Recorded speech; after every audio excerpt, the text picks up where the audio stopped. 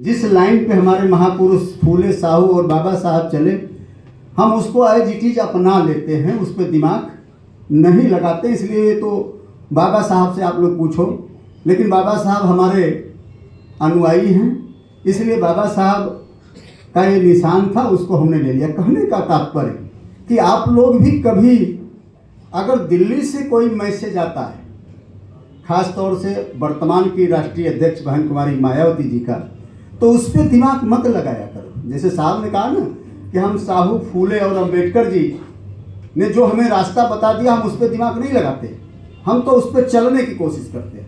तो मैं आप लोगों से भी अपील करूंगा कि जब आपको कोई दिशा निर्देश दिल्ली से बहन जी से आता है, तो ये मान के, क्योंकि कैडर तो वही होता है ना कि एज इट इज बात को एक्सेप्ट कर लेना। कैडर होता क्या? आर्मी में कैडर होता, कर्नल और जनरल कहता है कि ये दुश्मन खड़ा है, भले दिखने में आपको पेड़ नजर आता है, लेकिन वो कहता है ये दुश्मन है। तो कभी सिपाही ये नहीं कहता कि वो पेड़ है, वो तो कहता है कि दुश्मन है तो गोली चलाओ। यही तो कैडर है। और बहन जी कहती है कुछ, तो फिर आप दिमाग लगाते हैं। तो वहाँ दिमाग मत लगाया करो, क्योंकि बहन कुमारी मायावती जी ने मान्यवर कांशीराम साहब के रास्ते पे चल के ये निश्चय किया है कि मैं भी जब तक जिंदा रहूंगी तब तक अपने समाज की लड़ाई में लड़ती रहूंगी।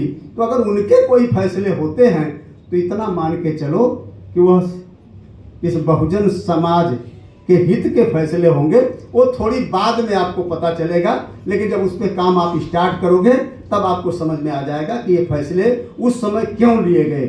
इसलिए मेरा आपसे अपील है कि बहुत सी चीज़ें जो कैडर होने के नाते आप लोगों को एक्सेप्ट कर लेना चाहिए, मान लेना चाहिए, उस पर सवाल खड़े नहीं करने चाहिए।